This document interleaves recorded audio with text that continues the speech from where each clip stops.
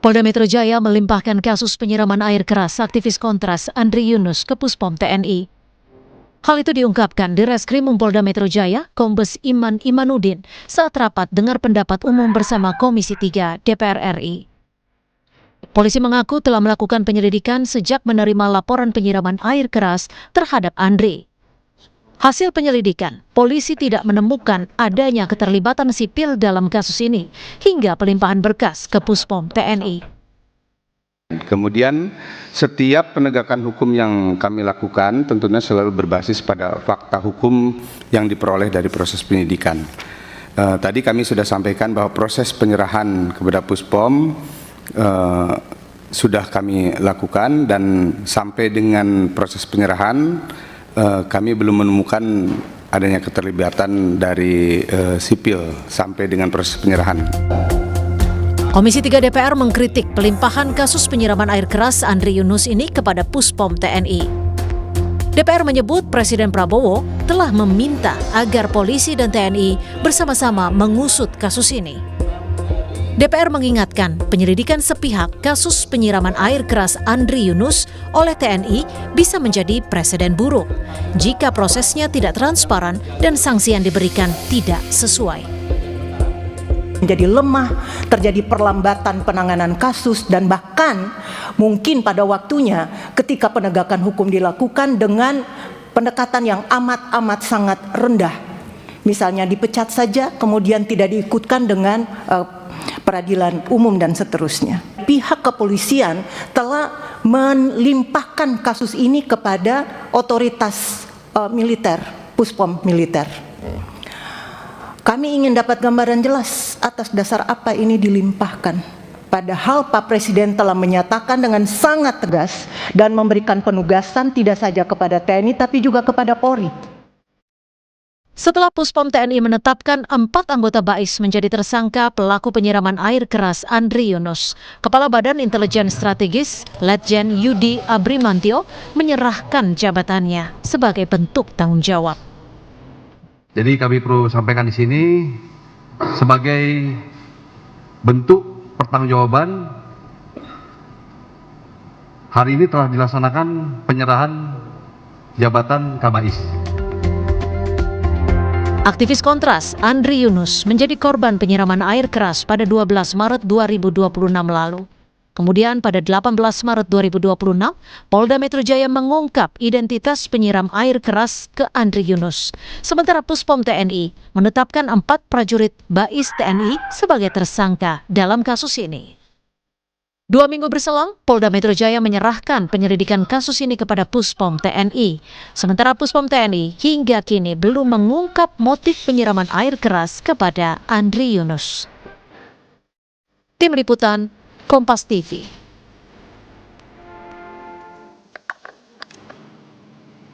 Saudara, polisi kini sudah menyerahkan proses hukum kasus penyiraman air keras Andri Yunus ini ke Puspom TNI.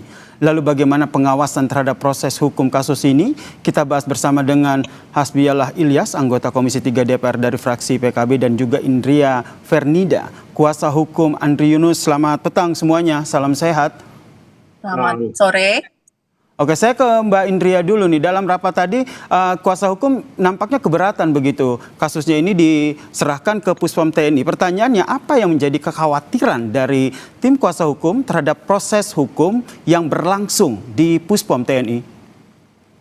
Ya, pertama-tama kami sebenarnya merasa kecewa ya, karena upaya yang dilakukan oleh kepolisian sangat terburu-buru, tanpa melalui proses hukum yang cukup panjang, tanpa melalui proses penyelidikan yang menyeluruh, tiba-tiba sudah menyerahkan kepada Puspom TNI.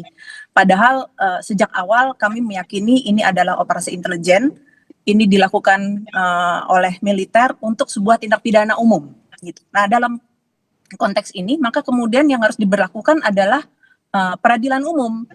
Aparat militer atau anggota BAIS yang diduga melakukan tindak kejahatan ini tidak melakukan fungsinya dalam kerja-kerja militer, sehingga yang harus dipertanggungjawabkan adalah tindak pidananya, sehingga kami mendorong ini ke proses peradilan umum. Oke, dari Komisi 3 DPR sendiri, Mas Hasbiallah, seperti apa nantinya, terutama bentuk pengawasannya, karena agar peradilan militer ini tentu bisa transparan? Kita melihat, terima kasih Mas. Kita melihat tadi hasil rapat dengan kawan-kawan dari Kontras dan juga dari kepolisian Polda Metro Jaya yang diwakili oleh Pak Iman, jelas bahwa ini sudah dikembalikan ke Puspom TNI. Dan kita melihat ke depan dan prosesnya ini kan masih panjang menurut saya. Ini baru tahapan awal dan Komisi 3 terus mengawal ini sampai selesai kasus ini, karena menurut saya ini kasus sangat biadab yang sampai mencederai anak bangsa, dan ini anak muda yang potensial, tunas-tunas bangsa yang penerus kita ke depan. Seharusnya yang seperti ini, kritikan apapun itu kita anggap sebagai masukan, bukan dipakai dengan cara-cara seperti itu. Dari Komisi 3 DPR sendiri sudah dapat informasi terbaru terkait dengan update proses pengusutan dari kasus ini? Oh iya, kita nanti dari dua belah pihak, dari kepolisian juga akan diberikan semua data-datanya ke Komisi 3, termasuk dari Kontras. Kontras tadi sudah menyampaikan di dalam rapat itu akan memberikan semua informasi yang Kontras ketahui, termasuk menurut polisi, kepolisian tadi ada sekitar 4 orang yang terlibat, bahkan menurut Kontras 16 orang. Nah ini yang kita lihat dan kita dalami dan kita terus awasi bagaimana jalannya proses ini. Gitu. Baik, saya ke Mbak Indria. Tadi disampaikan bahwa sebenarnya Kontras sendiri ataupun tim Anda sendiri menduga bahwa sebenarnya ini bukan tindakan kriminal biasa. Ada operasi intelijen yang sistematis di sana. Sebenarnya bukti atau pola yang kuat seperti apa sehingga tim Kontras ini ataupun tim kuasa hukum ini menyatakan hal tersebut? Ya, pertama penggunaan air keras ya. Menggunakan air keras sebagai alat serangan itu menunjukkan tindakan yang berbahaya dan berpotensi mematikan. Dan tentu saja itu tidak bisa dilakukan secara sendiri. Dia pasti dilakukan secara bersama-sama, memerlukan proses terlebih dahulu, baik dari memperoleh bahan kimianya, menyimpannya, membawa ke lokasi kejadian. Sehingga kemudian ini bukan reaksi spontan, ini adalah sesuatu yang direncanakan secara sistematis.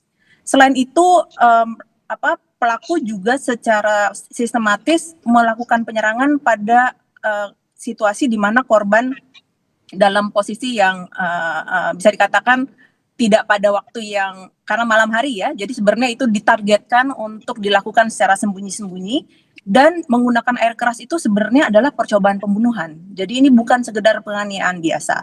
Nah, buat kami ketika ini terjadi dan kami melihat pengalaman sebelumnya, ada pihak-pihak yang memang melakukan upaya yang sistematis, maka kemudian kami anggap ini adalah sebuah operasi intelijen, sehingga tidak mungkin ini diselesaikan secara peradilan militer, sebagaimana ini yang didorong oleh Puspom TNI, gitu ya.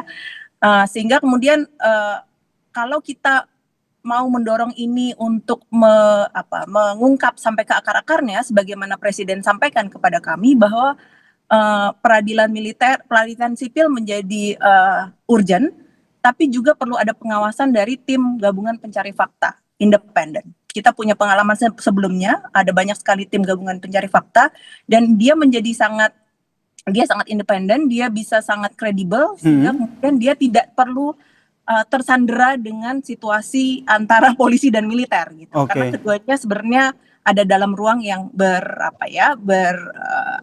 memperebutkan perkara saat ini. Sehingga akhirnya Kontras juga mendesak agar pengusutan ini tidak hanya berhenti ataupun selesai pada aktor pelakunya saja, tapi juga aktor intelektual, betul begitu? Betul, kami menolak ini dibawa dalam proses pendidikan peradilan militer dilakukan oleh Puspom TNI. Kami mendorong kepolisian untuk terus bekerja, menyelidiki secara menyeluruh. Karena sekali lagi ini adalah tindak pidana umum, ini bukan tindak pidana militer. Sehingga militer yang melakukan tindak pidana umum harus dibawa ke pengadilan sipil, bukan pengadilan militer. Kalau dari Kontras sendiri melihatnya seperti apa, Mbak? Ini kan waktunya juga cukup lama. Kenapa akhirnya aktor intelektualnya ini belum ada tanda-tanda siapa sebenarnya ataupun belum diungkapkan ke publik? Ya, ini karena ini bentuknya operasi intelijen, sudah pasti tidak mudah untuk membuka. Apalagi kita tahu bahwa intelijen adalah institusi yang tertutup. Sekali lagi pengalaman kami mendampingi kasus Cak Munir pada saat itu yang pelakunya juga adalah intelijen, kita punya banyak sekali kesulitan. Itu juga yang mendorong kami bilang bahwa tidak cukup kepolisian, tidak cukup militer, harus ada langkah yang lebih advance gitu ya. Nah, ya itu juga sebenarnya mendorong proses yang lebih akuntabel, proses yang lebih terbuka, transparan, dan sekali lagi yang paling penting adalah memberikan rasa keadilan buat korban, buat Andri. Buat kami sebenarnya apa yang terjadi pada Andri, kepada anak muda yang berani ya, itu sebenarnya ancaman bukan sekedar buat Andri, bukan sekedar buat Kontras, tapi buat demokrasi ini. Alangkah menyedihkan negeri ini yang katanya sudah dalam masa reformasi, sudah dalam mendorong proses demokratisasi, tapi penyempitan ruang sipil semakin kuat, bahkan kemudian melakukan tindakan yang luar biasa di masa ini. Oke, saya ke Mas Hasbiallah. Jika ada kekhawatiran dari Kontras tim kuasa hukumnya kalau seandainya kasus ini dialihkan ke peradilan militer, bagaimana akhirnya DPR bisa memastikan bahwa pengungkapan kasus ini berjalan transparan, tidak hanya sampai ke pelaku, tapi juga sampai ke otak di balik tindakan ini? Oh iya, ini kita menurut saya kita tidak usah membicarakan dulu soal itu tahap kedua, apa nanti di pengadilan sipil atau di pengadilan militer, kita lihat nanti itu tahap kedua. Yang terpenting prosesnya ini berjalan sampai tuntas, sampai ke akar-akarnya ini harus ditemukan, dan penyebabnya juga kita harus mencari penyebabnya apa sampai terjadi seperti ini. Karena menurut saya ini tadi dari hasil rapat, walaupun sudah 3 kali rapat ya dengan di Komisi 3 membahas tentang hal ini, tapi ini kan masih tahap permulaan. Kita akan terus mencari pengembangannya. Baik, kita nantikan seperti apa ya proses hukum yang saat ini tengah berlangsung terkait dengan kasus ini. Terima kasih Mas Hasbi.